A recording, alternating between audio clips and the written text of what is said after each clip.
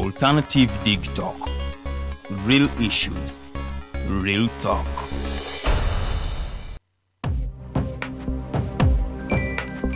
Go to the church, Tawali man, what's up? Man, can you imagine people just dump everywhere? Someone drinks water and throws the bottle wherever. Come on, Rogers. What else do you expect people to do with an empty bottle? Simanya now, did you know that plastics take at least 450 years to decompose? What? That's a long time. Exactly. Because plastics are made out of a lightweight and flexible material that doesn't decompose easily. And plastics everywhere in the environment cause plastic pollution. What is plastic pollution now? It is the accumulation of plastic waste in the environment, like bottles, polythene bags, straws. All of these contribute to plastic pollution. I have been using them without knowing their effect. Yeah, a lot of people have. Plastics are a danger to the ecosystem, both on land and in water. So how can we overcome this problem? Is there something we can do? Oh yes, we can reduce by minimizing the use of plastics, reuse by repurposing them, or recycle by collecting and processing them into new products. Everyone wants to change the world, but no one wants to change themselves for the world. How about we change our habits for the world? And it starts with me and you. This message is brought to you by Alternative Digital. Looking for a pair of shoes? Les Up Stores has a wide range of selection for unisex footwear. We have the best quality of all brands at pocket-friendly prices, and we make deliveries countrywide. Just place your order or reach us on 0772 08 0090. You can also check up at Les Up Stores on all our social media platforms. Les Up, craft your own footprints.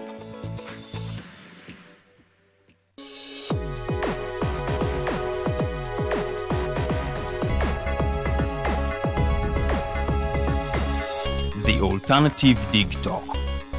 Real issues, real talk.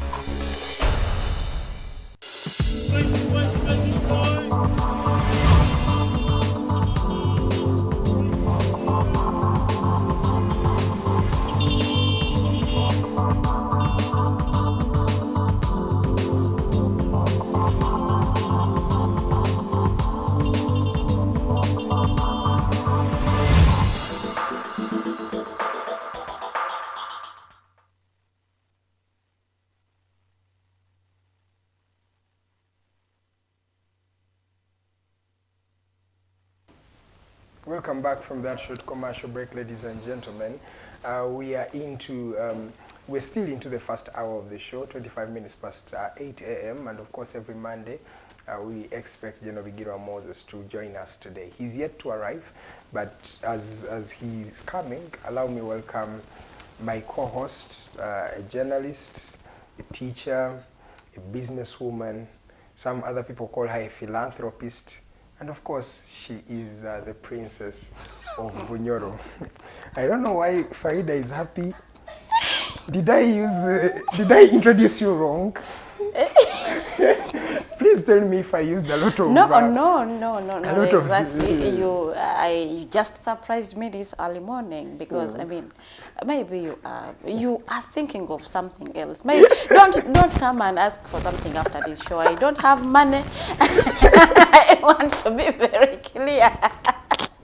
Because you used a lot of words. But anyway, thank you so much. A very good morning. Good morning. You're biasing my viewers. My viewers will think I only introduce you right when I need something. But they know they are always with us here on the show. How many days do you introduce me that way?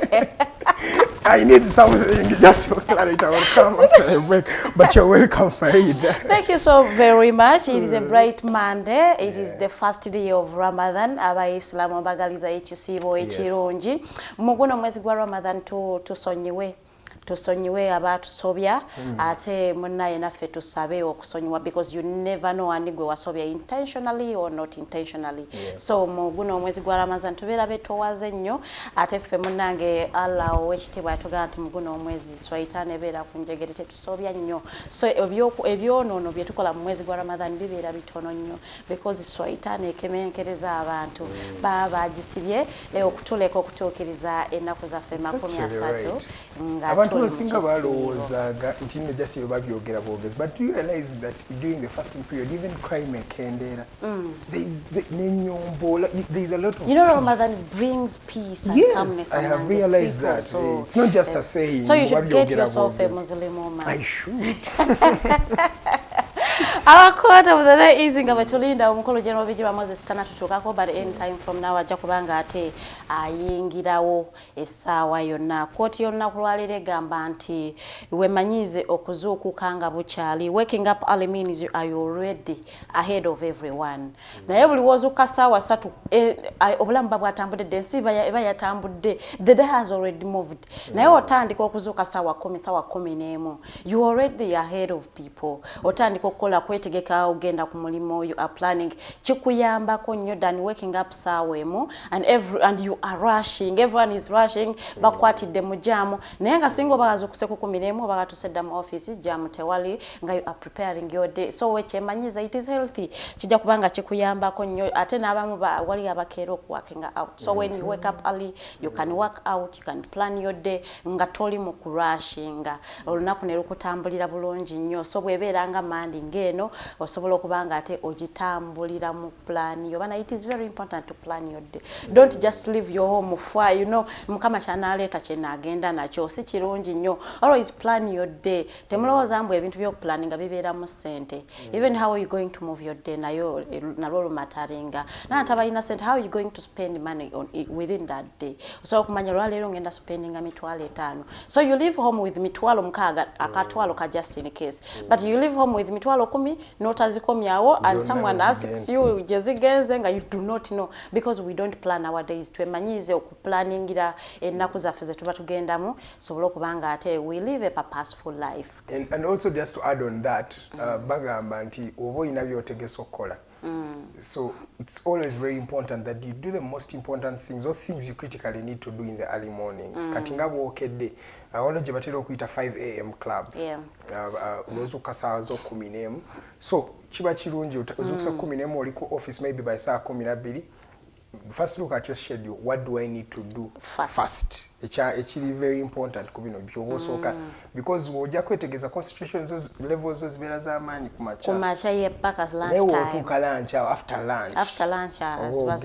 most of the times so it's very important gabwa planning ekintu kyowena ekintu kyoyagala okukola kyoba osoosaako omala okikola kitiikinge when your energies are still high. Exactly. And of course passion is, I think there is a way the Lord prepared us that your brain is more active in the morning. There's a science that I was reading I think last week ngeraga nti obudde buziba n'obwongo bwo automatically bwine engeri gye bukakanamu because and naina kitubiza nga kituufu it's very difficult for you to your concentration levels zibeera wansi nnyo because I think the brain was just programmed like that nti ekiro mulina kwebaka ate abakola ekiro maybe there are some outliers because they're always outliers but the school of thought is really you have to do what you need very early in the morning be critical about it be intentional about it then maybe I will solve bikola later on I think that is something we can talk about okujako before we even delve into the discussion why should someone a Muslim out there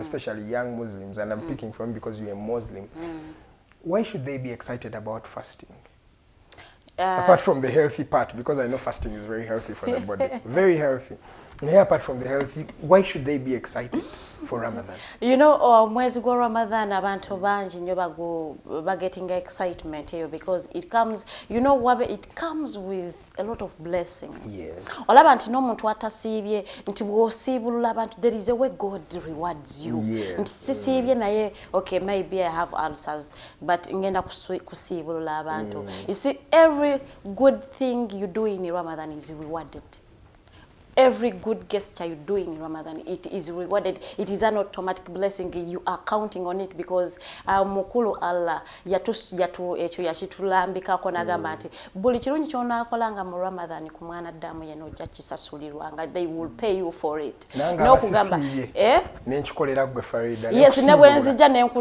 nentolera musiramu munnange salamu I will be rewarded for it. I'm talking about me who is not a Muslim but I'm blessing you. Yeah, you for bless example, it's time for you to break your fast, and I decide, Farida, let me house you for this. Yeah, you fasting. get your blessings for that. Okay, Because oba okoze ekikola ekirungi naddala mu kisiibo wano. Ate mu kisiibo abantu balina engeri gye beenenyamu ebibi byabwe. It's like it is an automatic month, like omuntu agenda cleansinga. It is a cleansing month. Ogamba Mukama Katonda leero ku guno you know, we all have different things we are fasting for or we are praying for. So Mutagamba, this Ramadan I am praying for it. This I am praying for this. So Ramadan, the excitement that comes with Ramadan, it is because Ramadan brings a lot of blessings and peace. Mu maka munna ye tosobola kusanga yo maka gayomba naddala g'Abayisiraamu Ramadan tegabeerayo because it is always merry making kulya kusiba because tojja kuyombesa muntu asiibye eddiini oba osoma eriwa because you will not want to break your fast by kuyomba. Toina kuyomba, toina kunyiga. So because you want to keep your fasting, Allah jikilize.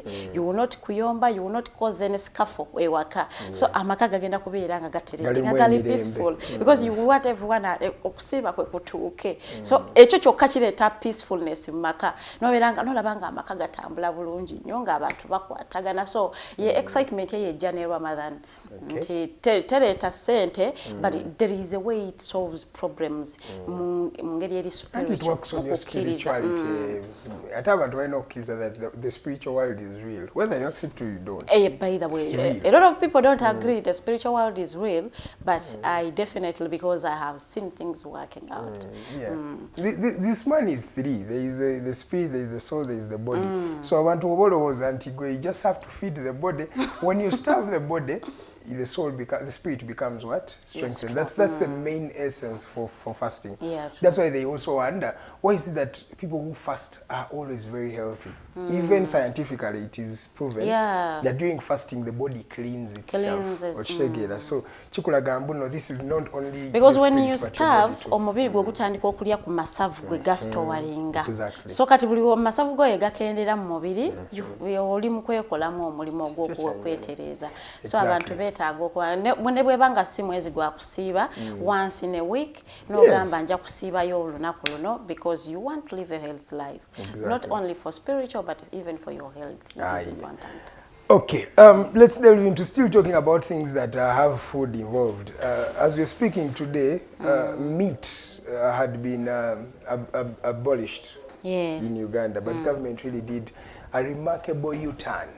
Farida, abali b'ennyama basanyuke. In fact, inside the Western Uganda, there is no meat. Yeah, you can't find meat anywhere in Kabarole district.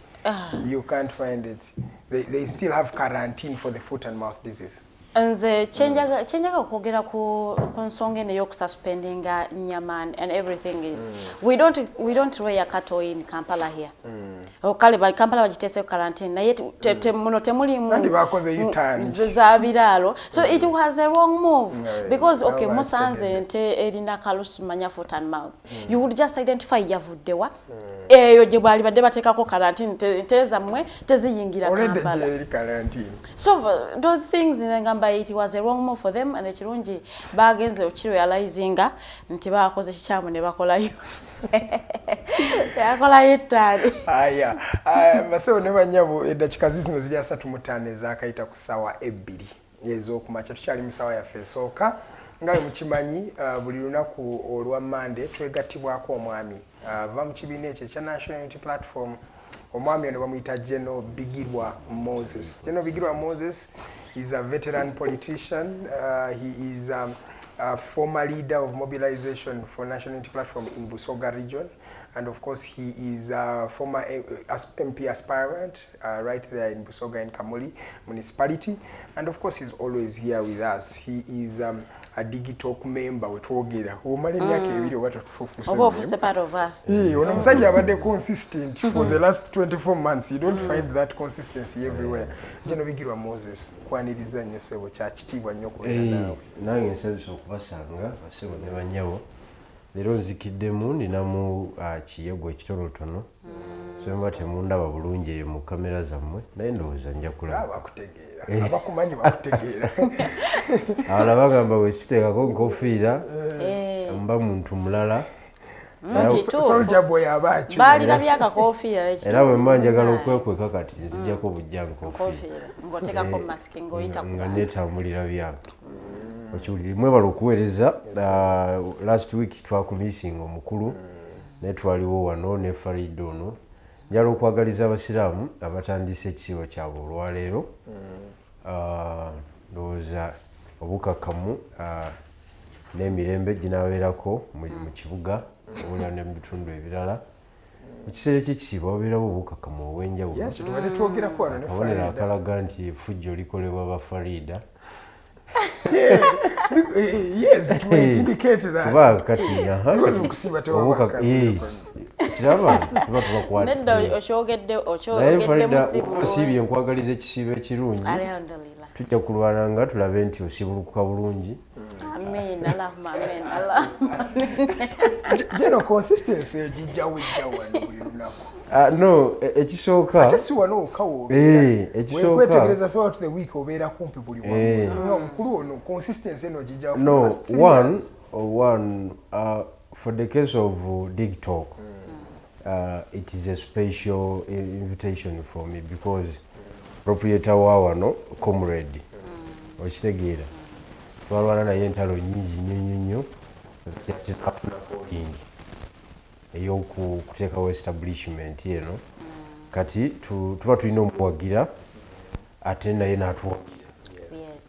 That is point one. Number two, media is a very fundamental component mu politics. Era bw'osanga nga omuntu yenna n'akugamba nti ndi mu byabufuzi naye ne bamuyita ku radio TV n'agamba n'abagamba kyabo oyo ani gwe wempise naye omulala ku kalediyo katono tekawulizibwa oyo bw'omusanga nga nimuwulira ng'ayogera ku simu enamba yo didiritinga nga mu simu yo kubanga abatalina makulu. Industry gyalimu abatagitegeera. Eno industry etambula na media. Industry etambula na media. Without media coverage okola ekintu ne kibeera mukazikiza. Ng'abeeka muli be bakimanyi. Nga be bakimanyi bokka. Okiwulidde? Efe abeeka mpala tunaamanya ddi nti oli mukola. Kati naliko ekamuli eyo nenteekayo demonstration nga y'amaanyi nnyo eri deadly nenzigala ekibuga. Olutalo lwali lw'amaanyi nnyo era ne DPC twamukyusiza nga tasobola naye amawulire kwemute galabika. Okiwulidde? Era omusasi twali tumusse busi twamugamba tulwana tutya ne poliisi olunaku lulamba amawulire galatuuka eri nsi yonna oli musasi wa kika kiggwe. Okiwulidde? Kati media is very important ate kati ffe abalina calling y'ebyobufuzi olina okwashetinga nnyo ne media kubanga kisooka tetubeera nnyo na ssente zigenda kukola bintu birala kugulirira balonzi biki kati abantu balina okuba nga bamanyi bw'olowooza capacity yo mu reasoning tosobola giraga mukazi wo yekka mu kitanda. Olina okugiraga eggwanga. Olina okugiraga eggwanga. Tosobola eggwanga terisobola kulimanya kumanya capacity yo nga tozze ku platform nga zino okubaako kyoyogera. Kuba tubeera wano n'oyogera essaawa 2 nakyo si kyangu. Si kyangu. Nga tozikiza. Waliwo abamanyi okubeera eyo bazaala wana naye can you talk for 2 hours? Next week nofuna ebyokwogera ng'ate bizimbe eggwanga even the other way. Abo tebamanyi kati bano bannaffe bano byabufuzi abakayingira ennaku zino tosobola mwogeza saa 2 ensonga ziba zimuweddeko. Kati okwogera it is history. Woba tolina history either nga wamusoma oba nga wamwenyigiramu nga wamuyitamu. Wamuyitamu gwe kennyini oba tolina kyogamba ggwanga. Kuba ogenda kwogera ki? Ebiri current biggwako. Bino bitono nnyo. Okujjako kale jeno tuyingireko mu nsonga sabiti ewedde yali twalina Women's Day ku Friday day abakyala badde so partner naye nze gyatubaleete mu nsonga ya politics roli yaabwe nga we celebrating olunaku lwabwe. In fact nalabyeko ne Shamim yateereddwa kansala we Wandegeya Sharon Kemigisha yes nalabye naye yateereddwa yabuzibwawo wadde nga bamu bagamba nti yakikola ki yayeewamba okujja kandi nze lwaki sikyakkiriza mu bintu ebityo is because bannayuganda balina omuze ennaku zino gwabayingiramu okusanyuka oba okunoonya ekirungi mu nnaku y'omulala omuzungu balina engeri gyebakiyita naye nnaku zino oli bamukutte tonaba nakakasa oli mu kubungeesa nti ali mu kunoonya visa naye nga this person has been incarcerated tumanyi na gyali nze ndowooza wobeera n'obujulizi abo osobola okwogera kufe bannamawulire twogeza bujulizi kati alina obujulizi obwo abuleete naye fe obujulizi bwe tulinako nti abadde akoze eki nti yali awambiddwa so generally golooza abakyala bano balina engeri gye bayongera ku struggle nga tuba celebratinga guno omwaka omwezi gwaffe guno mwezi gwonna gwamu mwezi gw'abakyala kati abakyala abamu ku bantu ab'omugaso mu struggle bakyala era mu Museveni atya abantu ba mirundi ebiri atya abasiraamu n'atya n'abakyala era waba ali mu kulwana ezo komponenti ebbiri azitetenkanya nga bukyali zireme ku imaginga abasiraamu adiringa nabo in a hard way kubanga akimanyi nti balina command eya Karuhanga basome ekigambo kyekimu omuntu omu yayogera tebadda eddoboozi limu balina komandi y'amaanyi tebagikkiriza ku imagingo n'okusinziira ebize bibeerawo nga biri commanded by Muslim guys so takyakkiriza basiraamu kwegatta tabakkiriza kubaako na uniformity yonna nga waliwo ekintu ekibagatta nga bakitambulirako nga no okujjako ebyokugenda mu ggulu wakati ebyo buli omu kyano ebyo byo biri waggulu wa buli muntu naye takiinaako control era Museveni musajja mukujjukujju nnyo bwe yagenda okuziika yali mufuti I think it was 2004 or 2003 waliwo mufuti oyo mwerabidde mubajja alyokaddeko bwe yagenda omuziika abasiraamu bakanga Museveni omanye abasiraamu bakangamu ebyo ebyokufa ebyo babuulira aye bakiyita kukubata bbiri bakubata bbiri kakati babuulira ku nsi ne babuulira ne balaga nti ensi etumaliramu bwereere kwega banafuya ebintu byetwekolakola ku nsi kuno nga temulimu makulu jukira Museveni abazze n'abasirikale kibiki buli muntu bamwaziza ataddewo embeera banafuye ekyo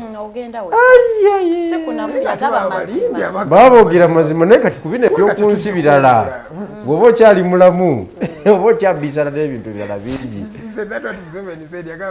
yagamba you say ensi ni omushenyi you have 100 years on the world and you're saying no omushenyi what do you mean ebyensi n'obushenyi sikusobola kubeera mushenyi ng'obaze emyaka 10 ku nsi wasn't he right kakati abasiraamu tabasaagisa kimanyi nti bakambwe kati n'abakyala ate abakyala bo abakwata in the soft way kubanga abakyala bakuzanyira ku bwongo ekyamazima kiri nti regimu ye situdde abakyala mu ngeri emu oba endala naddala mu byobufuzi olw'okuba afunye time nene ey'okubeera mu power kati alina abakyala bajjeyo ab'enjawulo ne bajja ku national scene ne ku international olw'obudde bwamaze mu steering n'olwensonga eyo omuntu analyst yenna ayinza okulowooza nti Mwai Museveni asinze okukolera abakyala wadde nga nakyo si kituufu naye olw'obudde bwamaze wano ensonga ya affirmative action eya buli district efune representative yali egendereddwamu abakyala omukyala gyafuna empowerment asoma MP like ekisanja kimu oba bibiri abe nga afunye embavu ezimutwala mu direct constituency abisane n'abasajja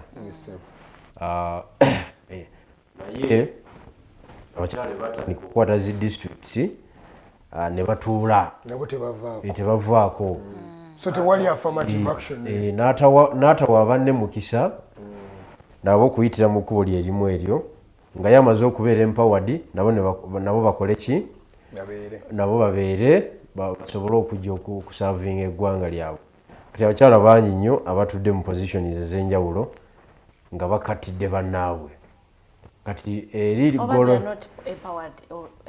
golo ya affirmative action ekintu kyakyuka kati kyafuuka kya wentudde weewo sivaawo sina gyengenda kasita n'omukulu naye talina gyakola ki gyagenda kati abakyala abafunye omukisa okuweereza mu byobufuzi by'eggwanga naddala ku level ya parliament kati ate bo bakoze kitono okusitula abakyala wansi women league erina structures okuva waggulu paka wansi buli gombolo erina kansala omukyala akiika ku district buli muluka gwina kansala omukyala akiika ku ggombolola naye era bw'ogenda wansi kati nze nga interactinga n'abantu wansi abasembayo olabira ddala nga abakyala bakyalina ebizibu bingi nnyo ebitali attended to ate nga ebizibu bye balina bya butamanya so nga ate nga obutamanya bulwanyisibwa butya obutamanya bulwanyisibwa through civic education through workshops ez'enjawulo through community meetings wansi w'emiyembe nga bakyala bannawe bakoze eki webakubye ebyo tebiriyo wansi ebyo tebiriyo abakyala tebamanyi rights zaabwe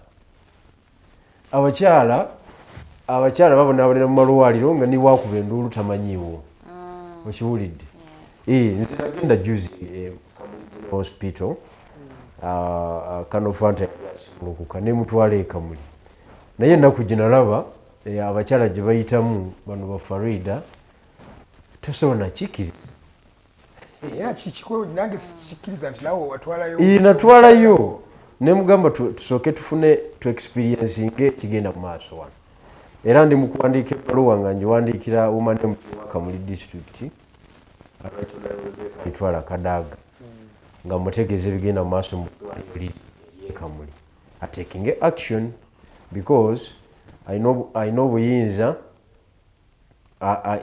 ye nga prime minister ayogera ne minister wa health ekitongole ki NMS asobola okukiwandiikira kuba wali tewali ddagala kyekisooka supply tewali okuva mu national medical stores abasawo bali mu mbeera nzibu nnyo tebalina bikozesebwa webali naye tebalina bikozesebwa okiwulidde n'omujjuzo guli waggulu nnyo era bw'otunuulira ebifaayo byenakuba ekiro ekyo ebifaanana lwe yazaala ng'olaba abantu beebase mu nkuubo abantu beebase wabweru ekiro tewukwega tewali omukyala bw'ajja okuzaala ate obuzibu obuliwo walibaddeko nti enamba ezaala be bano abantu abakulu okiwulidde bannanzaalo 2-3 but ku bakyala ekinaana aba bagenda okuzaala kubeerako 55 nga bali below 16 age 16 year 16 years 18 nga bali below 16 not 18 njimanyi okiwulidde olaba kati omuntu ali wano ekampala ayinza obutakikkiriza but when you go to those rural areas that's when you realize that is the reality abaana b'emyaka 13 bazaala n'asuulawo obwana 2 abwe n'afuuka n'alongo nga she's a man ku 13 years that's true naye woman MP w'ekitundu ekyo omukyala Rebecca Kadaga akoze meaningful representation anti kakati nze kyenkugamba naye aluddewo nga bwe tugamba nti Museveni aludde mu kifo naye aluddewo impact yakiyingiramu 89 aluddemu nnyo impact yo tugambe nti abantu tebakyagifiiringa takyakola ye by the way wenda akiika ddi mu parliament anti nze nga bwe nkugambye nti buli muntu eyakwata ekifo yakituulamu nagamba nfuluma na jjajja lwafuluma nange benkola ki lwengenda kati ye aba asala amagezi gonna okweremeza aganyonyola abantu be ne bamulaba ng'akyali wa mugaso ekifo n'akisigalamu but in terms of effectiveness and efficiency ku ground kuba tulabira mu buweereza ng'obwo obujjanjabi waliwo ebintu byakozeeyo ebiri significant byotasobola kubuusa maaso bw'otuuka mu municipality y'e Kamuli olabira ddala nti wano waliwo munnabyabufuzi ow'enjawulo wano mu Uganda tewaliwo municipality kati efaanana y'e Kamuli okitegeera kubanga bukolansi yalwana nabo n'awuleeta n'ebitala n'abiteekako okiwulidde olaba nga waliwo ekigenda mu maaso kakati naye ekyo kiva ku munnabyabufuzi nga ayina amaanyimuko ag'enjawulo ng'asobola okutunula mu maaso ga Mwai Museveni bw'ati n'amugamba ssebe ekyo tekigenda kukola kubanga obuzibu tulinawo wano mu byobufuzi bya Uganda abakulembeze b'ebibiina byaffe kapasite ebagambako buli muntu afunga bufunzi kadaaga ekimufuula ow'enjawulo si omu ku bannabyabufuzi abafunga obufunzi nga Mwai Museveni ayogedde olw'emyaka gye experience ye ate kati obugenda mukanga kiti ngenda kutta oba ngenda kutwala osibamu ki mukazi wattu kati soke twogere ku bano ba activist bammwe in fact wenjogera mwesigamba UNUP I'm speaking generally for the opposition ndoza walabe nana mu Africa kwano gwaffe wano bamukutte bubi nnyo oyogedde ku Sharon Kemigisha bano abakyala bubaka ki bw'obawa nga ba celebrating olunaku lwabwe luno bano boolwana nabo mu struggle nombeera nabo ba foot soldier abakyala era tubadde tukyali ku bakyala abakyala bonna mu sectors ez'enjawulo okuva ku mukyala asembayo wansi okutuuka ku asinga amaanyi waggulu that is mu Uganda mukyala Museveni tetuyinza mubala tuyinza omujjamu kuba yali mu kaweevu abakyala abasigadde mwenna mwongere okulwanirira eddembe lyammwe nga naffe abaami bammwe tubayambako nga tubayambako abakyala ba mugaso nnyo revolution nyingi nnyo ezibadde successful nga abakyala baziyingiddemu Sudan ya leading wa mchala 22 year old yes okujja ko Omar Bashir yamaze emyaka 29 omanyi kye kitegeeza ekyo ye yamukubisa omuzinga nakati amadalaka yagavaamu ebirevu byakula biri eri ali mu mabuusu so omukyala aina strength ku opponent gwaba akola ki alwana naye kubanga enkwata gy'omukwatamu ekola amawulire kyomutuusaako kyonna kitambula ku speedi yairiri okitegeera kwegamba ensi eba eri interested nnyo ku mukyala kivula Mwai Museveni abawe ebifo bw'okumwanjo atekewo ekifaananyi ekyamaanyi awo ayina bayitirivu nnyo ayina ba prime minister badeputy babiri permanent secretaries tobala abakulembera ebitongole ba PS bayitirivu nnyo nga nowa defense mwali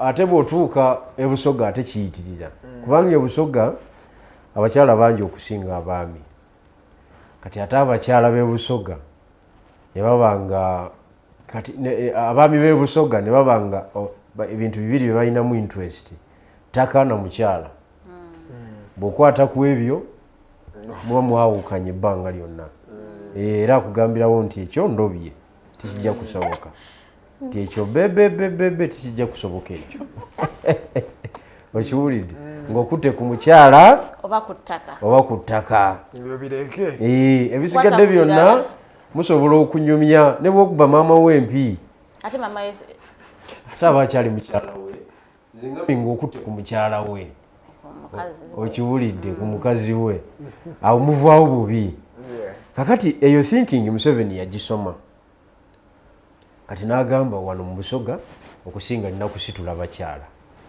era tulinawo abakyala abo baminisita baminisita mu Kasab region wokka baminisita bali mu kabineti bavuga zi convoy kakati buli bakomawo ebusoga abantu bagamba naffe mwe tuli mu kintu bajja ne convoys walenga zijja okibulidde naffe mwe tuli mu kintu kakati oyo political science oyo owokwata abantu obuki obwongo naye nga in the real sense ku ground tewali kiriwo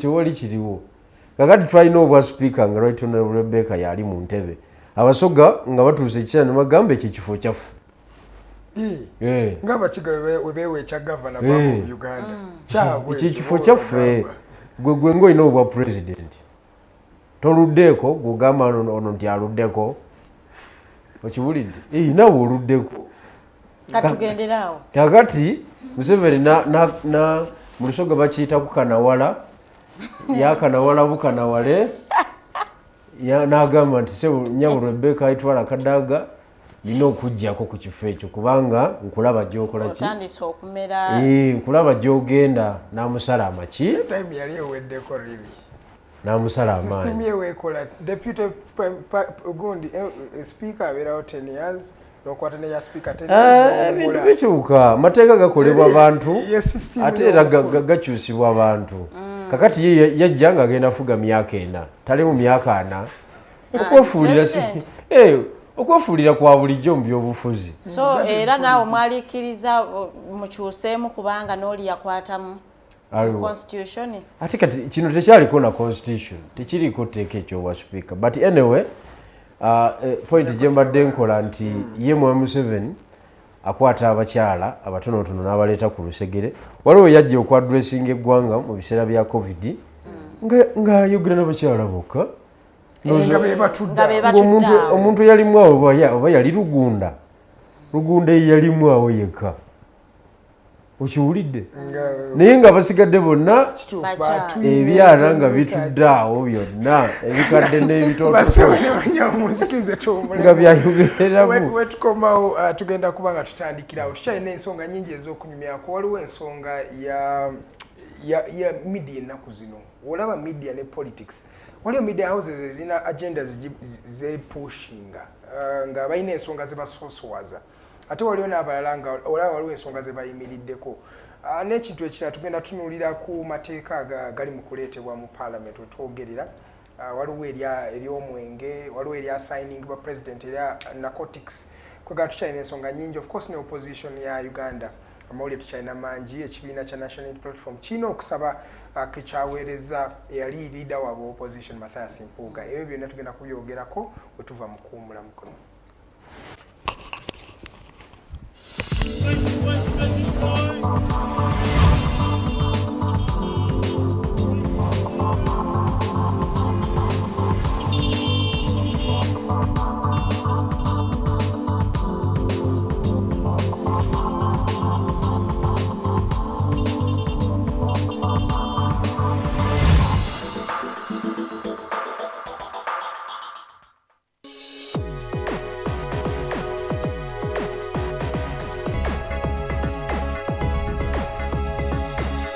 The Alternative Dig Talk.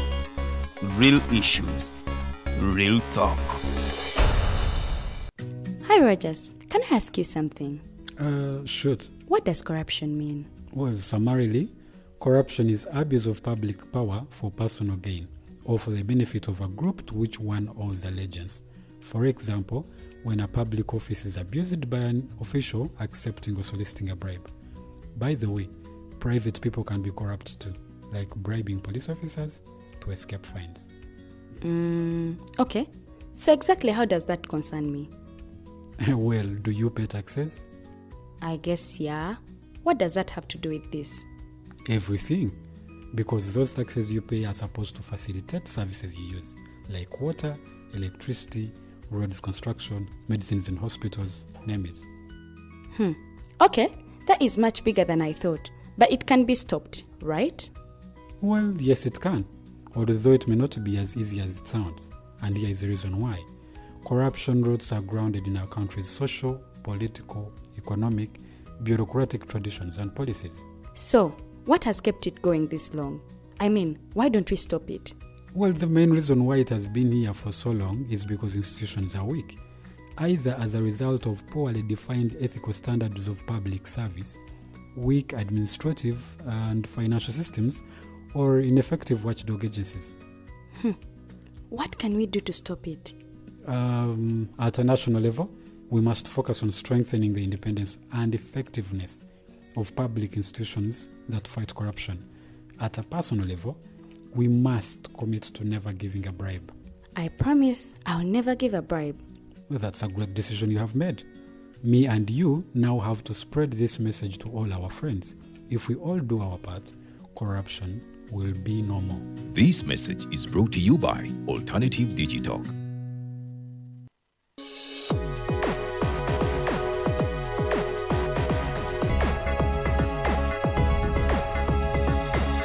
The Alternative Dig Talk.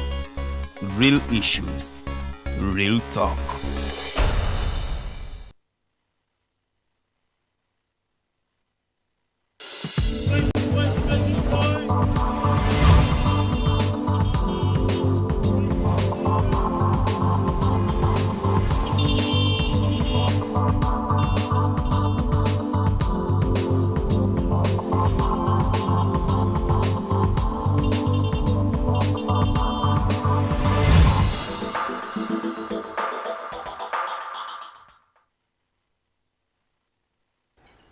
Nkulikeyo mukumulamu okwo tuli mu ssaawa yaffe ey'okubiri ate eno essaawa esemberayo ddala wano ku programu yamwe The Mighty Drive buli lunaku olwa Monday twegattibwako omwami bamuyita Edgar Bigirwa Moses okuva mu kibiina kiri ekya National Unity Platform tugendedde mu kuwumula ng'omwami ono atandise okukubira ku nsonga y'abakyala era gye nsaba okubire ku nsonga eyo tugendeko ku nsonga endala. So ensonga y'abakyala mu ggwanga abakyala mwenna abayina capacities ez'enjawulo musitule bakyala bannamu okusingira ddala emisomo wansi naddala mu abakyala bali mu byobufuzi kubanga ebyobufuzi bye bisettinga pace buli mu sekita yonna ey'omuntu ey'obulamu bwa bulijjo ebyobufuzi bye bibiditamininga so engeri gye tuzanyamu ebyobufuzi byaffe editamininga society yaffe engeri gye naatambulamu so nsaba abakyala mwenna abali mu bifo by'obuvunaanyizibwa oba byabufuzi oba si byabufuzi muyambe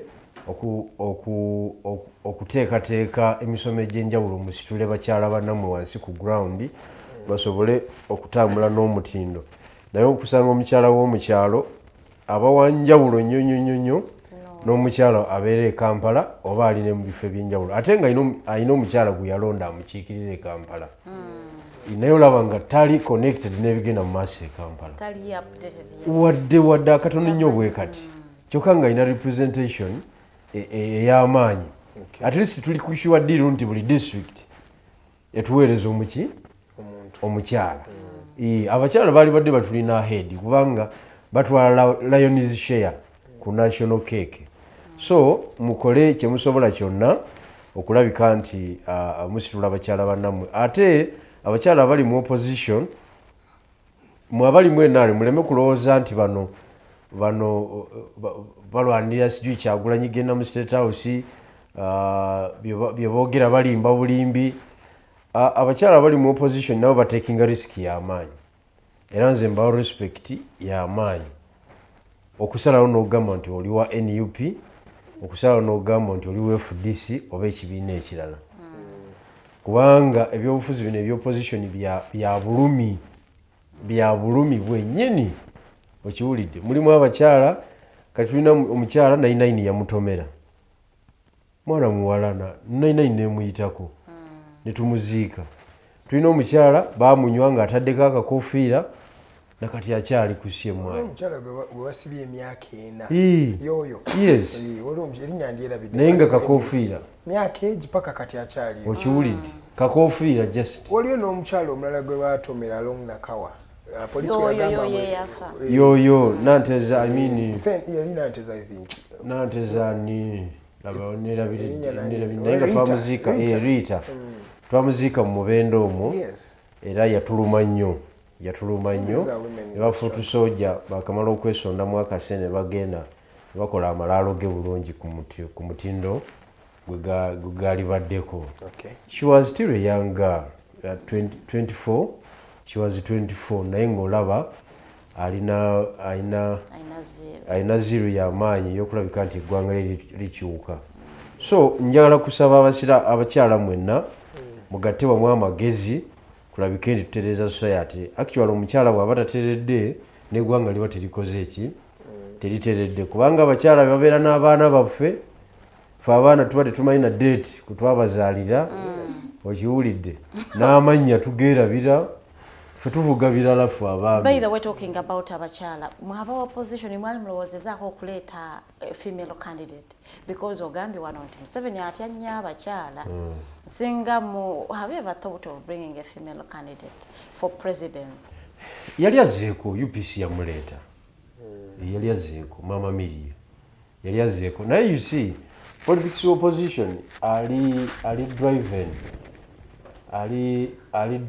by individual, by the way, individual merit to presidential level. So kisinziira ku kyozanye ne kikufuula ow'enjawulo mu society no imaginga nga acceptable candidate eri forces zonna ez'enjawulo.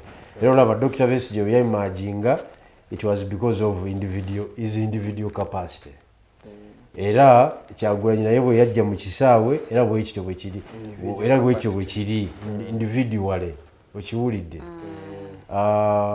Bangi nnyo abaavuganyanga ne dokita nga naye waali ba Nobati ba Abedi ba Mukaaku naye balemwa okukola amakulu because tebalina ki individual capacity. Tebalina that capacity to convince the public.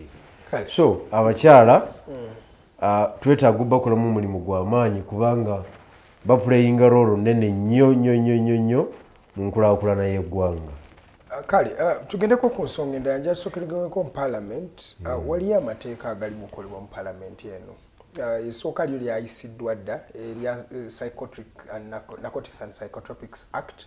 Lino nno nga lyeri lemesa oba lyeri preventing abakozesa narcotics, drugs, ebintu webityo. Lino lyo lyayisibwa dda ne president n'aliteekako omukono wadde nga wali abantu abagenda mu kooti okuliwakanya. In fact walyogerako ko wane etteeka. Etteeka eddala eri mu kujja lyerya alcohol bill. Lino ligenda kubanga lirungamya engeri Abannayuganda gye bakozesaamu ebyokunywa naddala omwenge. Ligenda kubanga lyogera ku time gye basobola okugulamu guno omwenge. Ligenda kuba lyogera ku amateeka abantu baana ba myaka emeka basobola okugula omwenge, osobola gukozesa under what circumstances, byonna n'engeri gy'osobola okugenda n'ofunamu license in case oyagala kubanga otandika in alcohol business. Mu ndabayo geno etteeka lino tulyetaaga ate tusobola tutya okubanga tuli enforcing oba okuli implementing? Etteeka eryo in my opinion terina nnyo makulu era terigenda kuyita olw'ensonga companies eziproducinga omwenge z'amaanyi teziyinza kukkiriza teeka module y'okulya zijja kuteekawo embeera ezo zinero breweries Bell or whatever and Uganda breweries yes tetumanyi na nyiniyo omutuufu tugende maaso tebasobola kukiza eryo teeka kuyitawo tebakulimba kuba bakola kiro. But that's the problem. Buli omu never MPs bammwe nawo yensonga gye badde beteekako nti eteeka essente nyingi zetujja mu mwenge naye omwenge kyegukoze gwanga okiraba. Don't you see that there is a problem of alcohol in this country? Omwenge ogulina negative effect eri eggwanga gwe omwenge ogutali ku mutindo ogw'obuveera n'ogwo baagugoba era mu Northern Uganda ogwaleeta olutalo lw'amaanyi mu field gukyalimu abaana obalaba n'obuveera saawa 3 ebyawano okugoba n'okuimplementika byanjawulo tewambuziza how do we implement it okuliteeka mu kipapula mu byolisobola okubeera obuveera gye buli mu field nze abaana mbalaba nga saawa 5 nga mutamiivu ne kuruda akyaliwo ne oli gwe bayifumbiranga naye akyaliwo katooti okitege naye nga akawala akaguze siringi 10. Nze ndowooza waliwo ebitongole ebiremeddwa okukola emirimu gyabyo ate nga bitwala ssente nnyingi nnyo. Ekitongole ekyomutindo bakiyita UNBS ekitongole ekyo kyetaaga okuggibwawo kubanga nze ndaba buli kintu ekiri ku maketi tekiri ku mutindo. Yes, okuva ddala ku butimba obukozesebwa okuvuba obwennyanja obuto tebuli ku mutindo ate omuvubi n'akwatibwa n'asuulibwa ne mu nnyanja.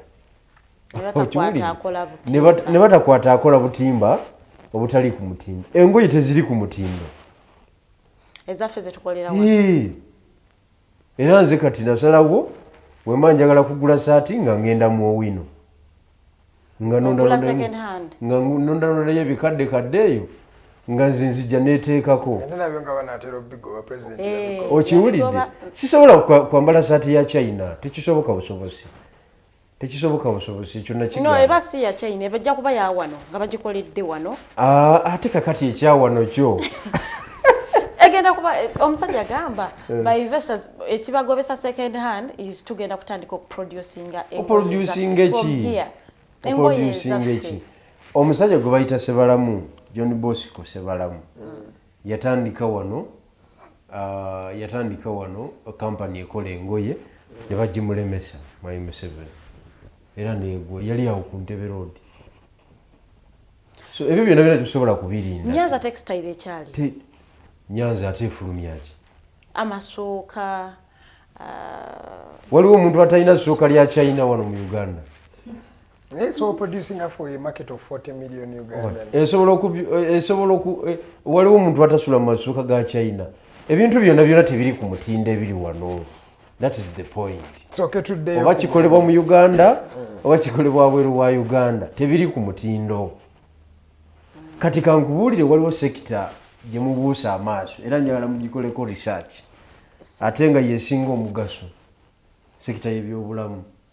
Eddagala liri ku market lyonna Farida terisobola kuwonya mutwe, terisobola kuwonya senyiga. Farida gy'olwalemu kasenyiga katono nnyo bwe kati kadevelopinge into a cough. Olaba obungi bw'eddagala bw'ogenda okwetaaga okumira okugoba ekifuba. Nze ngamba abantu abamu tebalina bugumiikiriza. You keep on instead of okubeera consistent, you keep on trying different medicines. But how many? Bw'oba olwadde n'ogenda mu ddwaliro ne bakwekizamininga nti olwadde nga bwe ndi mulwadde kati namu omusujja okiwulidde. Omanyi amakerenda ge n'akamira obungi ne bakugamba lino lya UK, lino lya India, lino lya Germany. Noga kale mumpeere ddala Germany. Ogenda okumira Germany era nga naye mu China nga tebikola nga akapackaging ate nga kasente nyingi okiwulidde. Eddagala liri ku market lyonna abantu baffe bafa mu byalo nga baddamira obukerenda abugula ku dduuka awo ng'obumu bwaggwa nako buli expired okiwulidde ate nga n'okukola tebukola. Eddagala fu eddagala liri expired era lino eggwanga etunalikwata tujja kuba twetaaga okukyusa ebintu bingi naddala okugogola that health sector erimu ebintu ebifu bingi nnyo ebyavundedde emyaka mingi nnyo. Kati omanyi kyekitegeeza okugula eddagala ngafu nekati ekyo kyembadde ndi mukugamba in fact bwe mba nkuza ne ku nsonga y'omwenge eno nti bakoze kunoonyereza nga kulaga nti sente ze boonoonera mu bantu abalwadde ebirwadde nga biva ku mwenge ziri in 1 billion. Government is spending $1 billion. This $1 billion. I'm not even talking about our. Anti spending ku bantu bayo si ku bantu baffe bawanayinki. Abo babaze. Bonna baba baliddemu. Ate baba spending ku batya.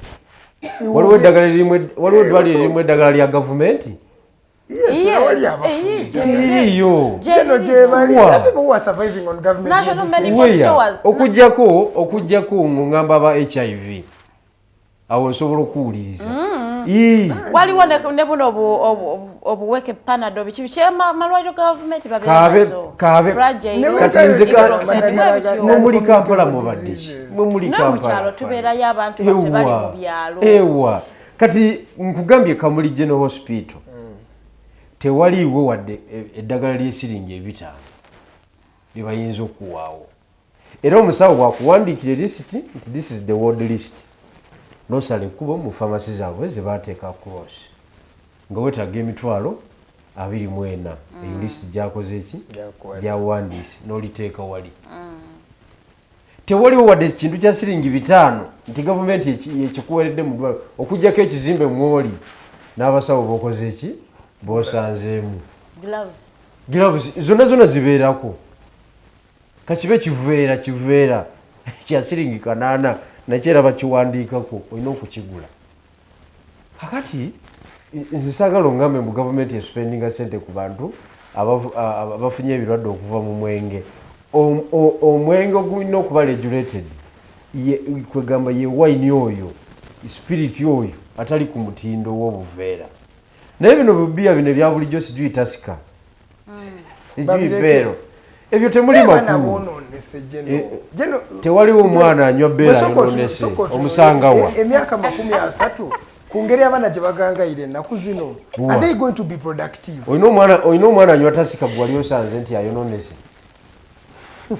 oli alinga soda no tasika tebagenda mugula. Let me tell you the thing is this, when you critically look at it banauganda tebagenda affording a beer 1 oba 5 okitegeera yajagenda anoonye buli bwe businza okwonoona abaana anti obwo bwenyini obwo it's part of what they're trying to regulate obwo bwenyini obwo bwe wina okubeera regulated not by law but kati omulimu gwa UNBS gwaki nze kyembuuza because you want to enact the law bunabeera ku mutindo tebugenda kwonoona abantu olina okuleeta ebintu byonna bino ku market n'omwenge gwogamba nti guli ku mutindo omutindo kitegeeza nti bapima obulamu bw'omuntu Munnayuganda ne bapima chemicals ezikola spirit oli nga tezikontana na bulamu bwa muntu okiwulidde niwaba nga anywedde ekidomola nga tagenda kufuna buki nga tayokya bibumba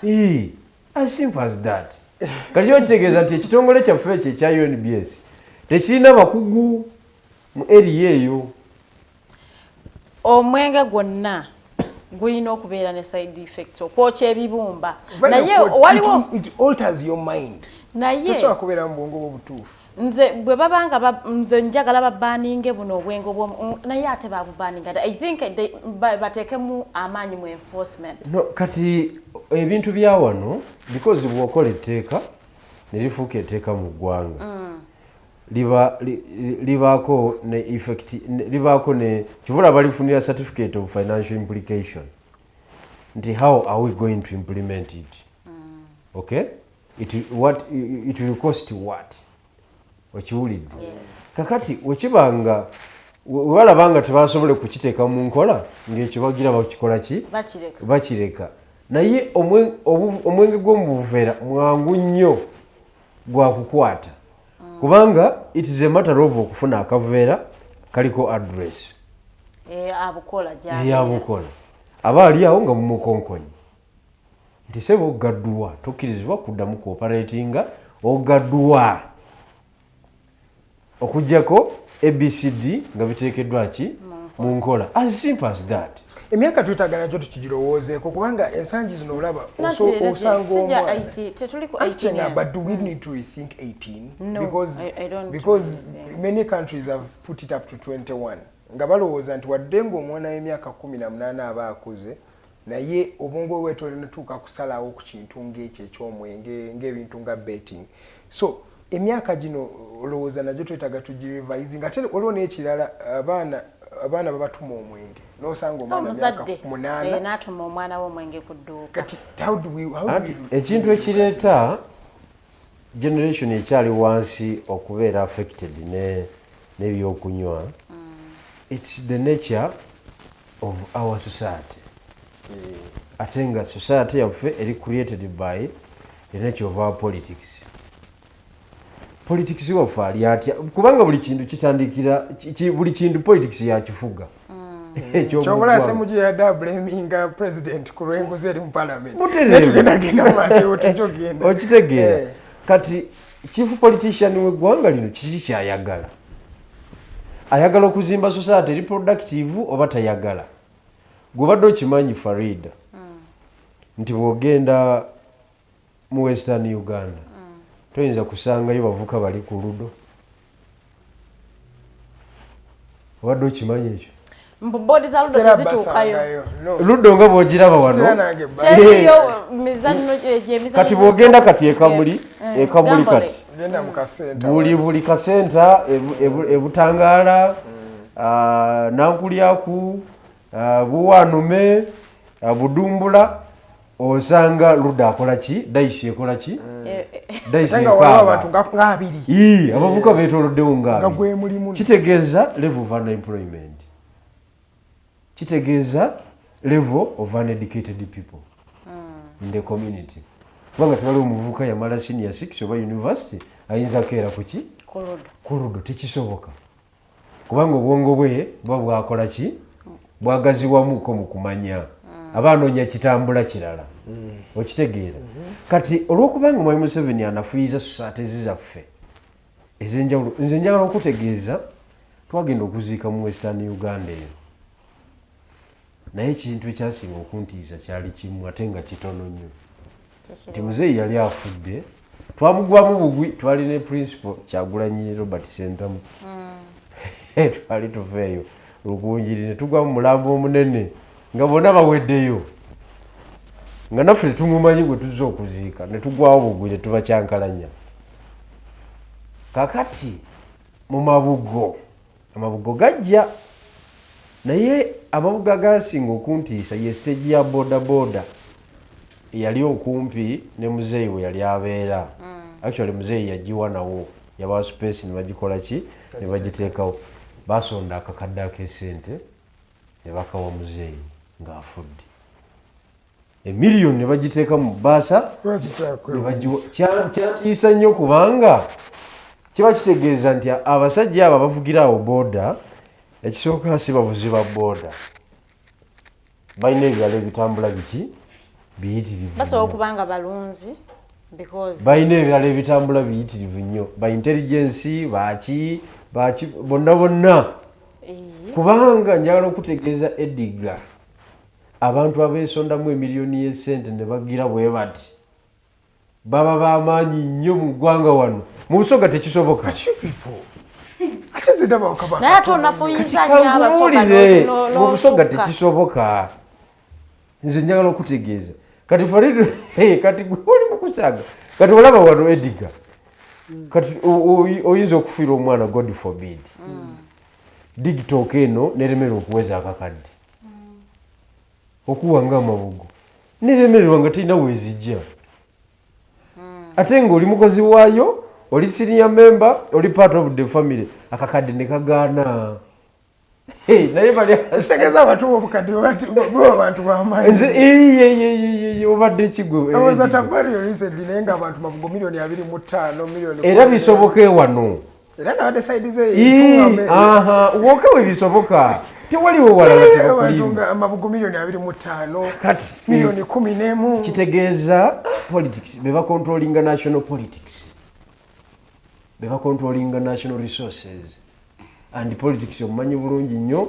who gets what when and how okiwulidde so kakati ffe nibo tunayogera tutya nibo banakola amateeka agafaanagana gatya nga tunaba kutereeza byabufuzi bya ggwanga nga buli omu abiryamu bwebyobufuzi kulya kubanga omwenge gwebasiza abantu togaananga okuyingira ebyobufuzi Farida ebyobufuzi kulya nje ntandika okola ground nze nkuvuka nkuwa ekyokulabirako nga tonaleete omukyala we gwolaba wa Kampala Shami Mumalende yali muntu wa bulijjo nnyo nno ddala okiwulidde omukyala w'ejjinja wuma n'empi w'ejjinja yali akola mu katale nga atunda buleega nga ne kapito yo alayika mutwawo 8 kakadde kati mubaka togaana okuyingira ebyobufuzi Farida nze nkubuulira okingambye nzire ewa ogenda kufuuka boss lady tandika okudde ewa okola ground mudakiika emu obudde ate nakugamba ddajja tugende buwenge oli awo oli mukola ki so kubira ku nsonga because kati engeri ebintu byeyogedde olinga agamba there is no hope kubanga wetutunulira kino ekintu ky'omwenge abavubuka bano abali wansi abanywa omwenge at the end of the day they are not productive. The people who are saying that the population nga teyetaba mu bintu by'amagezi ebintu byenyumirwa bintu bwe bityo ate nga tujja kukiriza because Uganda yensi yokubira esinga okunywa omwenge mu Africa ndoza mu nsi yonna erabika eringa mu kyakuno oba kyakutaano omubasinga okunywa omwenge. Whereas that statistic looks good on us, but seriously it is not a very good statistic. That's why you find the youth bonna bali mu byabo. They are not productive at all. Chenjalo okutegeeza nze kati ebintu byenjogera nina practical example. Yes, sir. because ndabye classes of people. Buno buveera mu Western Uganda tebulina market. Tewali agenda bunyo. Maybe it's their people, they are not just like They that. are busy. They have what to do. Tugambe mu Western Uganda tebanywa mwenge. Banywa omwenge ogwina class. The taskers, the bells and whatever. Nenti omuvubuka omusanza alina akaveera mu kibuga Mbarara. Nabo nayo gye bali. Tekisoboka mpuliriza Edgar, tekisoboka ekyokubiri. Tugambe nti gye bali naye batono. Ekyokubiri. Kambabuulire. Ffe twali mu tour wano. Presidential tour juzi wano last year. Yes. Nendaba class of people eyajja okutuwuliriza waliwo twakuba rale ku secondary school eri mu Mbarara. Kacheeka tamani kacheeka. Ate akacheeka baatugaanayo. Class of people eyajja okukola ki? Okubawuliriza. Omanyi abantu abajja okutuwuliriza. Be bavubuka abaava mu bitundu ebyenjawulo ne bagenda Mbarara okukolerayo. Bamakanika, bano batuvuga taxi, abali mu informal sector. Bananyini kitundu bavangayo mu maduuka gaabwe ne balaba omukulu ng'ayitawo era ne bawuuba Kyagulanyi Bobi Wine wamureba kikomaawo kikomaawo tasukka waawo era bo twabawuubirako buwuubizi ng'olaba bali mu birala nnyo balina programu zindala nnyo okiwulidde bakusekerera busekerezi abaana batubeereramu era baava eno mu Central Region bano batwava Lyantonde twava Masaka tukolera Mbarara Tekeza mugenze mwe kati okiwulidde mu Western Uganda tulinayo business, that is the reality. Kale tuveeyo kawo tugendeko mu Northern Uganda basse omuku chairperson wamwe. Yes. Omwami Ambrose Locholo bamukubye essasi eryamugye mulamu ensi. According to mawulire getufuna kati bamukubye nga baade mu ambush eya cattle warriors oba cattle rustlers. Naye ngate bano bagamba kano kadde kagenderere according to the leader of the National Unity Platform n'abamu ku bakulembeza nti okumujja mu bulamu kyabadde kigenderere. Omwami ono badde omumanyi ate kiki osobola okumwogerako? Omwami oyo mbadde mumanyi kubanga Karamoja eri mu Northern Uganda naye nali nkoleddeyoko ebikwekweto byange eyo mu district ye Kabongo, Moroto, awo wonna ekolido ngimanyi bulungi nnyo. Kakati omuvubuka oyo yeyeka abadde ateeka ekifaananyi kya Kyagulanyi mu bantu mu bitundu byeyo. Naye jjukira ebitundu ebyo Mwai Museveni ne ttiimu ye tebaagala muntu atwalayo njiri ya opposition. Era bakulabira ddala nga aduuyi yeetaaga okubeera assassinated. Era abantu b'omu Karamoja balina obunkenke bw'amaanyi bwe babeerako nga waliyo opposition yakoze eki bajja okuwuliriza naye nga bamagamaga saa yonna baba bamanyi waliwo ekigenda okubatuukako babateekako fiya y'amaanyi ate oyo asobodde okukola amawulire kubanga wa byabufuzi naye mu Karamoja buli lunaku abantu bafa abantu kye batamanyi lwakuba bafa tebakola maki mawulire. Waliwo story yali oba there's a district ya Northern Uganda njerabidde oba Yumbe osamwe ng'oli alaga nti waliwo abantu abadde battibwa buli lunaku. Karamoja sebo buli lunaku wabaawo abantu abasukka mu babiri abakola ki abattibwa ate nga battibwa masasi era nga basirikale bebabakuba. Naye media bagibimitinga nnyo okwakisesinga Karamoja sub-region olw'ensonga ez'enjawulo eziriyo. Kati ye Mwai Museveni akozesa omukisa ogwo nga we yawa abantu ba wano mu Acholi ne Mulango we yabawa doozi y'ebyemundu for almost 20 years nga bali mu ekyo emundu nebatuuka wano ne bagamba mundu gwe tukuddiza Mwai Museveni otutamye. Kati mu Karamoja kiki babataddeko abataddeko ekigere ekya violence paka ebanapondooka naye tebapondooka tebanaba kupondooka kubanga gakyavuga tebanaba kupondooka. So ekiri mu Karamoja si kyono yekka mwana waffe but kya buli lunaku ekyo. Era Mwami Museveni asaanye akitegeere nti ensi kati emonitoringa ebikolebwa ku level eyo bulungi nnyo.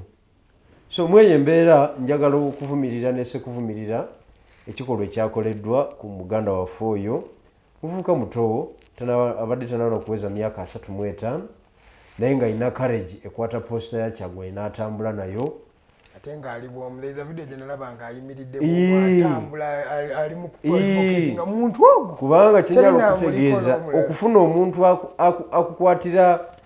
akwatira message yo n'agiyisa mu bantu mu Karamoja omuwa respect y'amaanyi kubanga kiri ekitundu kiri fane.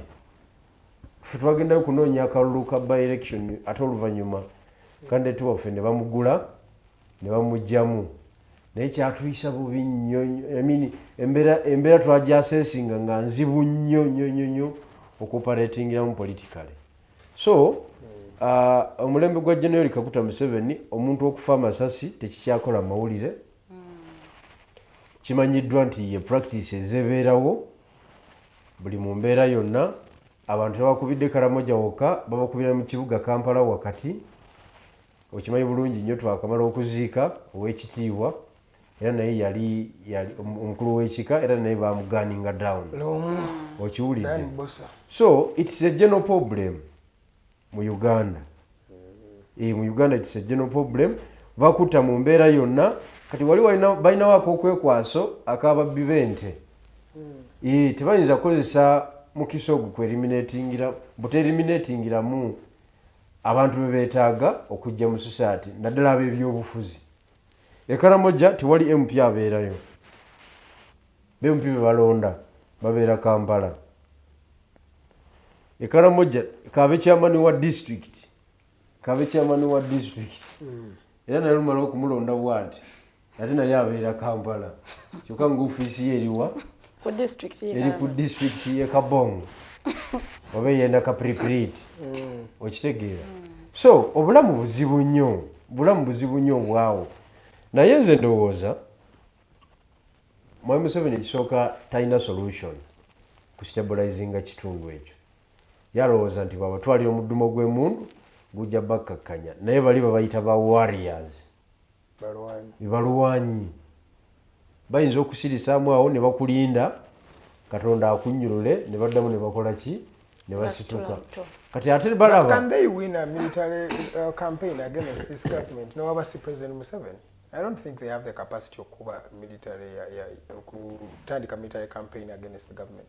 Abe Karamoja lwakuba nti bali disadvantageous olwa location gye balimu. Naye such a character ngeri kumpimpi sebo bisana nayo. But generally Northern Uganda has welcomed President Museveni. So agambe ekyo nga tumalize nso. Welcome is by force. Ate na kudinayinga other opinion okubakola ki okubabeera. Bwatyo bwakikoze kubanga takukkiriza kugendayo kukuba nkiiko kukuba nkuŋŋaana bakukwatirawo. Sikabe kasinge bakuttirayo.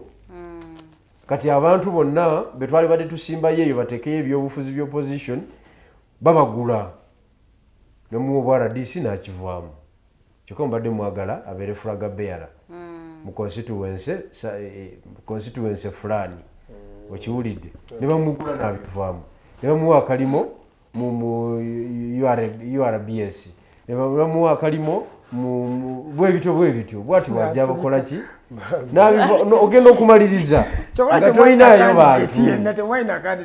Abantu baffe bonna babazuganya ne babatwala. Oba enjiri yali tebagize bulungi temwabawa njiri kubabatiza. Kinjala okutegeeza mutegedde Uganda nene nnyo ebyokukwata obuyinza bwa wano nze nabitegeera era si kyamala nnyo obudde. Ebyokukwata obuyinza bwa wano mu Uganda gwena kusala amagezi n'obukwata. Gwe ng'omuntu leeta amagezi gonna agabukwata. Bw'omala okukwata ab'okukola nabo tebabula. Jeno tugendeko mu parliament. Tugendeko mu naye parliament. mbu olinda we Karamoja okwata obuyinza. Tugendeko mu parliament awali mukwano gwo Anita Among. Si mukwano gwange mulabe wange. Mbadde nkyajja. Omukwano gwo because tegwali mulungi nnyo. Naye that was just on a high note. Katugendeko mu speaker Anita Among. Sigenda kwogera ku nsonga ziba raisins. Kwakimanyi bannayuganda baziwulidde. Naye ojja kuziddamu. Sirowooza mbu baziwulidde. As a teacher you have to repeat. Tewali buzibu. Ensonga ze bamuteddeko eza misappropriation of resources. Okukwata na parliament yonna n'agyefunza ina accusations nyingi okubanga parliament sente azidibuda agulirira abantu ab'enjawulo abakola mu parliament agulirira abantu ofuna emirimu mu parliament omwo bannamawulire bali compromised by her kwegamba mawulire sabiti ewedde n'eri in fact neeno gaze geetoolera nnyo ku mukyala Anita Among.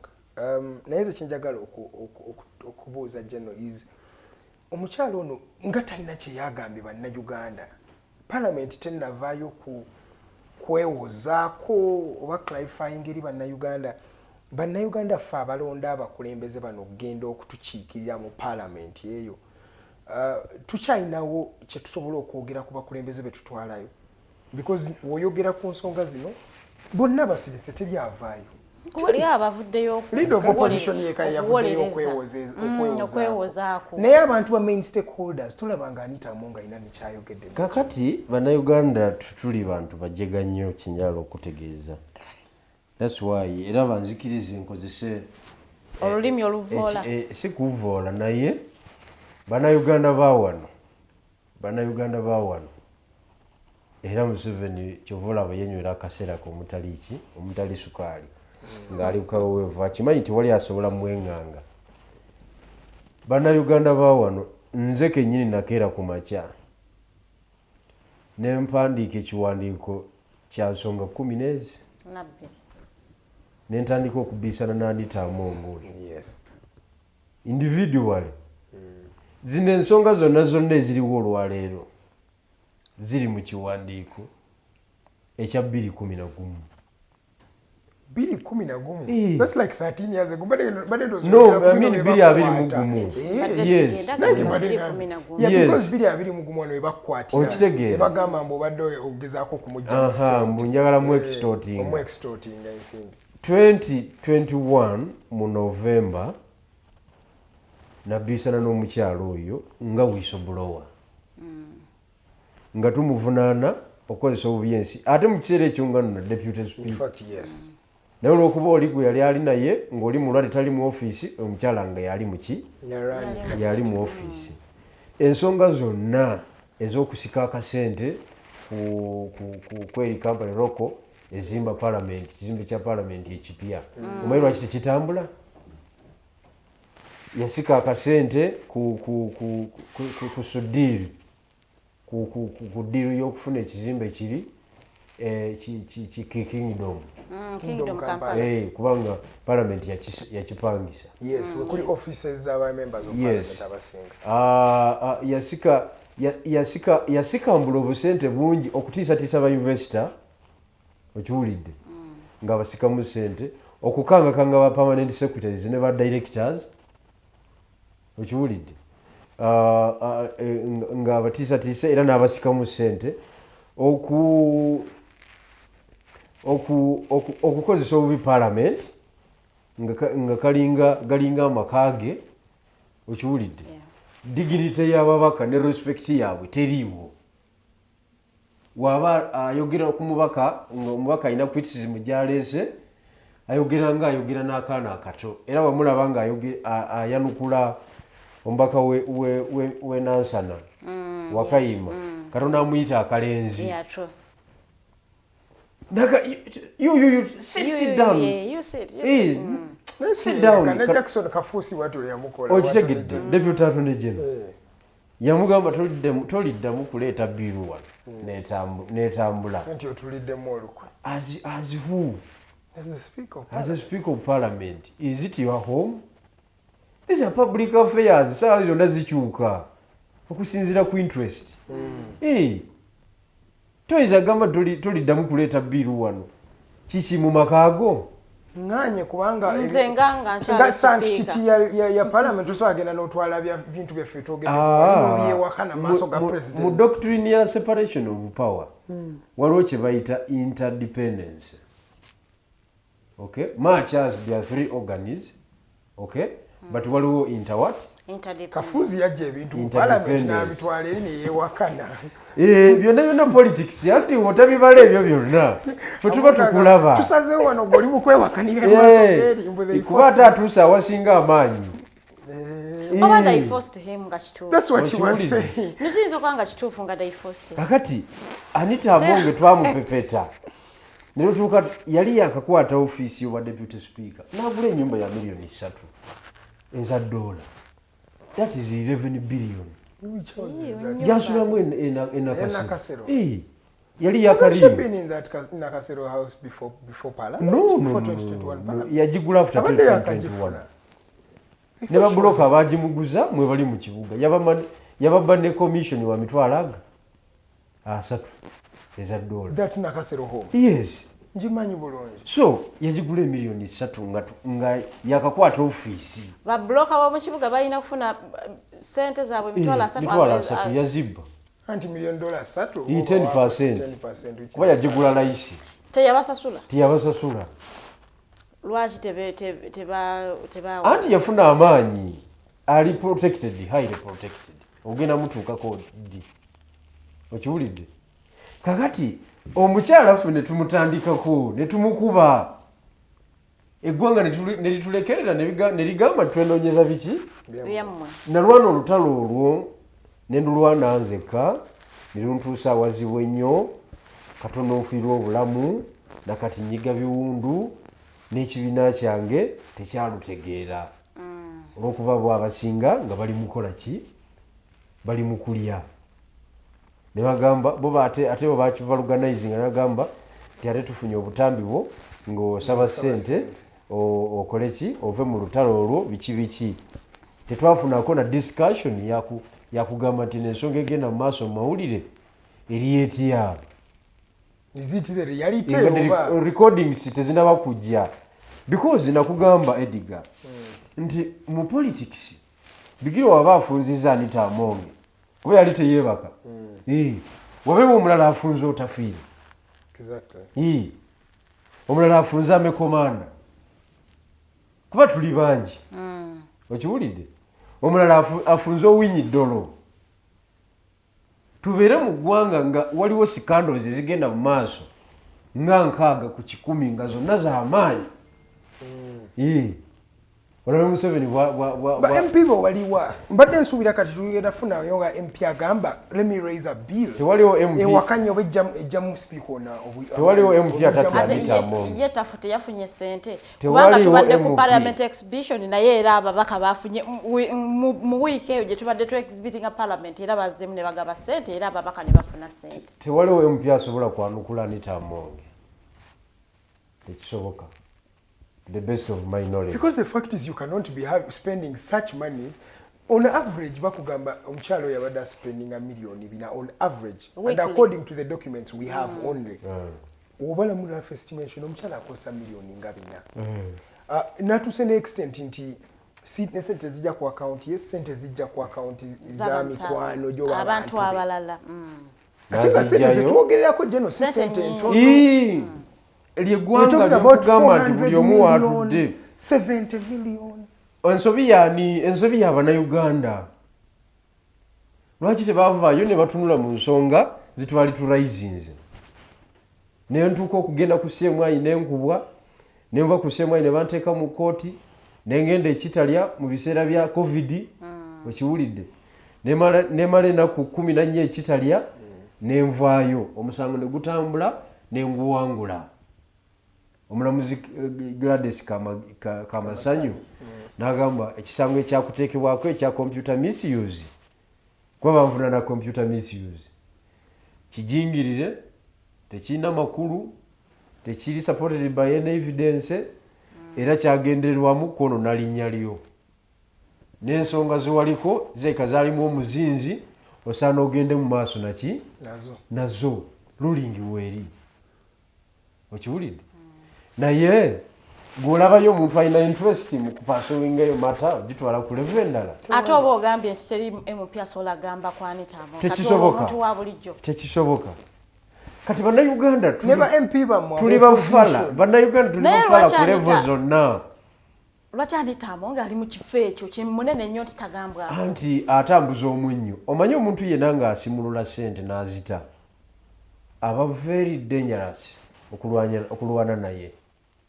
ekyo njagala okutegeeza kivula Mwai Museveni era bino byonna bigenda kukoma byogerwako byogerwe Mwai Museveni bwe yali awo omukyalo oyo ekifo ekyo abataka yabagamba ababaka abaaliwo awo n'eggwanga nti ebbanga lyamaze mu NRM talabangayo muntu amanyi engeri gyakolamu emirimu nga Anita Among teyakyogera ekyo kakali nolowooza nti anaavaawo emirimu gyonna egikolebwa ku palamenti jjajja bw'agyagala kyogamba esente ziyita zidda wa jjajja kati ate olowooza Museveni tazimanyi linako yamuwa kulya kyoyogera ninga yagala okukitegeera nti ono byakola byonna birina throne byeprotectinga gwe tulaba nti biri mu interest za President Museveni kubanga ye President Museveni interest ze teziri mu kufuna powerful house tugambe oba President Museveni yamwandestimate lindako katini not underrating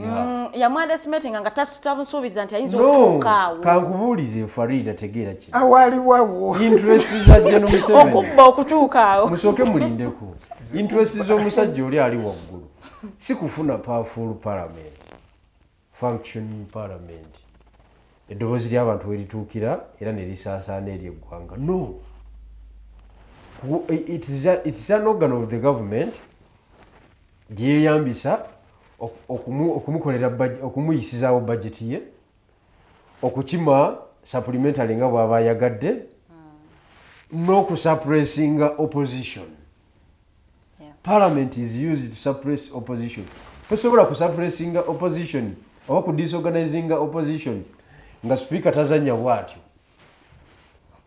osanya ojjukire Rebecca bwe yali akyali awo nga ye speaker amaanyi opposition ge yali erina mu parliament gaali mayitirivu nnyo kati ogalaba n'aba opposition batukanungwagira kadaaga they were willing okuleka owaabwe bawagire kadaaga kati ekyo Museveni kyali tayagala kadaaga engeri yali azannyamu kuba ebyakadaaga byo tebyali nnyo bya ssente era byali bya power byali bya power byennyini nga this is an organ of the government toleeta muzannyo nga basaba ne transacting a business on merit kakati bino kati olwaleero kyekiri ku parliament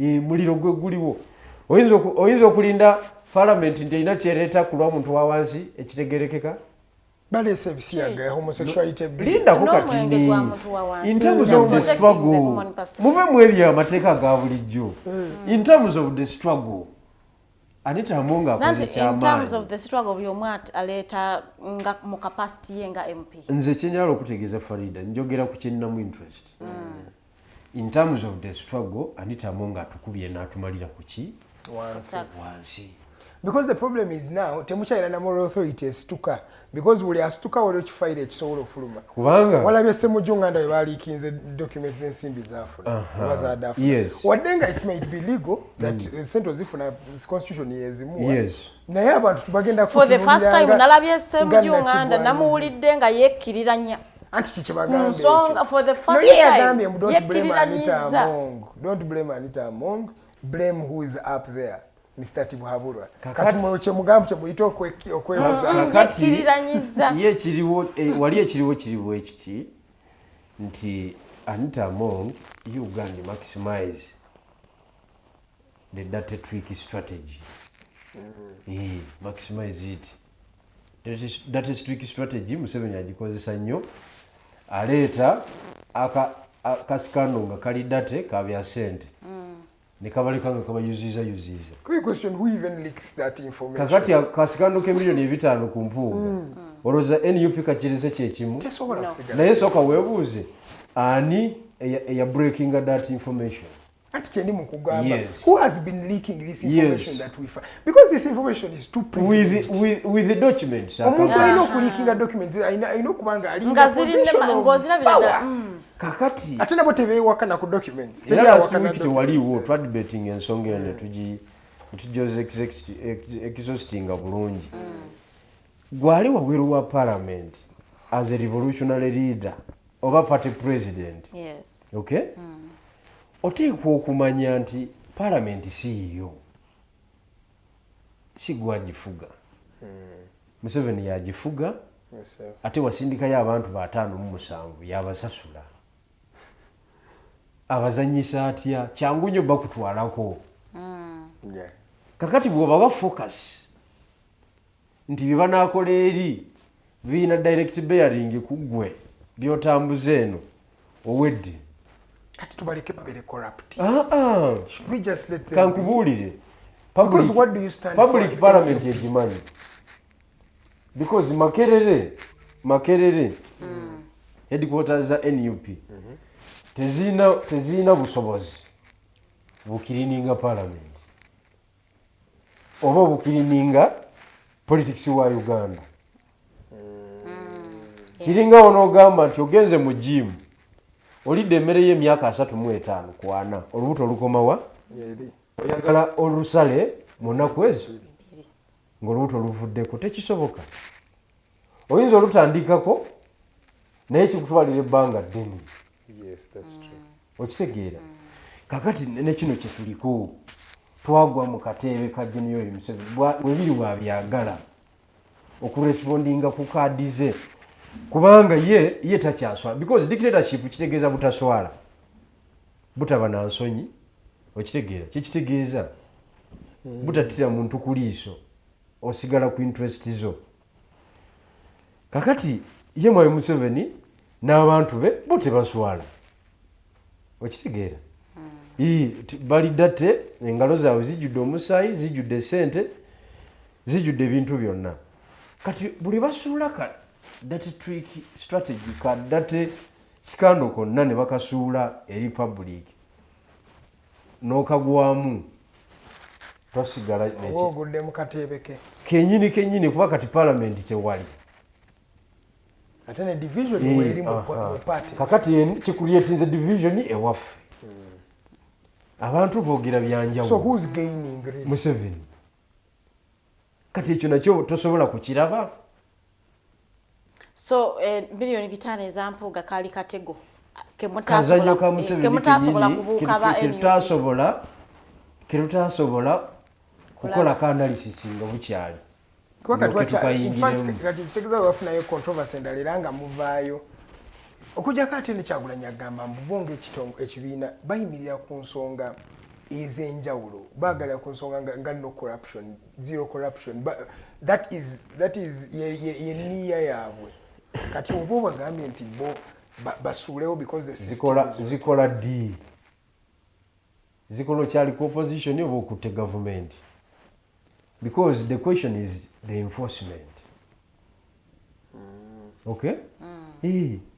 Zikola ddi ekyo ino okukimanya nti okyali mu struggle. Nanti era kyalinawo ko ne power nti ajja kuwandiikira Mpuuga mugambe olina okureportinga mu kakiiko eyo byonna osobola obikola. Kati ekyo kye move eyakoleddwa ekibiina yo kati olowooza ya division just okugamba mbu eyongeramu division eyongera kwawukanya ate olowooza yaki. Era Mpuuga ajja kugenda wali Masaka oba bamumye fulaga era yesimbewo era bamuwa akalulu abamuyinamu ki interest. Gwe president onasiiba Masaka nti nina okuba Mpuuga mumalizeewo era ojja kubayo laaleegi owanika omuntu wo osimbuleko. You were the first victim of this entire anti nze mbi kati siriiwo. Yegwe yasookera ddala. Yes, I am the first victim of such kind of politics. And many people are now referring to your story to the reality of what is happening. Because me, I was not heard. Because everybody is referring to Bigirwa's story. Me, I was not heard. But at least that is the fact. Okiwulidde ati kati Mpuuga naye akugamba nti it was not official organ eyatuula.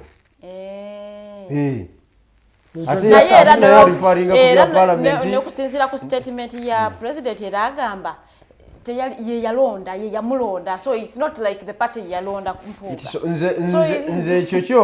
nze ekyo no president bwalonda omuntu amulonda n'amuleeta mu neeke for approval. That is the procedure. Nominating. Lwakuba nti talinayo gwe yali anominati nze n'awayakanyizibwa muki mu neeke ebirowoozo bye biseera ebisinga biba biki biba bituufu. But me my interest eri ku the struggle, the picture, the bigger picture of the struggle over the revolution. Efuna kuraka. That's the truth. Efuna kuraka. FDC we bayakava mu debate ya Senate. Okiwulira? Kino tisikyalibadde ekiseera ekya debate ya Senate okuyingira nuupu. Losing public trust okuva ku ground yo maye bibuze. Ati nkugambye ono Museveni yazanya. This thing looks like a script. Nenga lwaki temusobola kubala mpikize nammwe ne mumubuuka. Kisinziira abaplannings kisinziira obumanyi bwabwe n'okumanya Museveni. Okimanyi nti Museveni yatuuka ku level egamba waba ayagala okwawukanya Farida ne Edgar. Asindika omuntu amanyi Farida wa Edgar n'agamba Edgar nkubuulire Farida kye yakukoze Allah. No, tabawukaja through direct confrontation. No. Asindika wa lugambo n'akuleetera olugambo kutiya ezo ku Farida n'obeereyo n'obimba woba toli mukugu kimala ng'otandika kasuka bikompoleno okiwulidde ate wobikasuka kati mu byobufuzi Mayi Museveni agamba atya. Mayi Museveni asindika abantu ow'omukulembeze yenna ne batwalayo olugambo against certain individual gwe balaba nga wansonga ne balujjuza paka omukulu wabimba wanyiga n'abwatuka. Okubwatuka kw'omukulu kitegeeza kola decision. Okitegedde kakati ekyo interest zange ziri awo. Revolution yeriwa okiwulidde era nga maliriza bwe tuba tunoonya kucontrollinga 53 trillion. Yes. That is the deal we are chasing. 53 trillion. Tomanya by 2026 tujja kuba tuli mu 58 kubanga buli mwaka zikola ki zeyongera. No mwaka tuli mu 58 billion dollars. So 58 trillion Uganda shillings as a national budget gye basoma. Kati yetubanga that is the national resources zetunoonya okucontrolling. Toyinza gamba nti million 5 zitwawuddemu. It is not even 1%. It is not even 0.something% of the entire national budget which we are chasing. Kitegeeza nti ositudde enjovu. Okiwulidde? Akamyu we kayise wansi akamyu n'okutamu okole ki? Enjovu ku ttaka. Jeno tuyazizanye mukama wange. Akadde kaweddeyo jeno. Mubeere bulungi basebo ne banyabo tusinkane Mandejja Katonda wanaaba asazeewo. Kale sebo tuyanziza nnyo mwena abatulabye temusubwa akawungezi k'olunaku olwaleero waliyo the hotline show eri mu lulimi Lungereza ku ssaawa emu yennyini ejja kubeerawo wano. Temusubwa amanya nze Edgar mbadde n'omukyala Farida n'omwami Gino Bigirwa Moses okuva mu National Unity Platform ziri ssaawa 4 zennyini katubalaba olunaku olw'enkya ku ssaawa 2 temusubwa. Amanya nze Edgar. Good morning Uganda.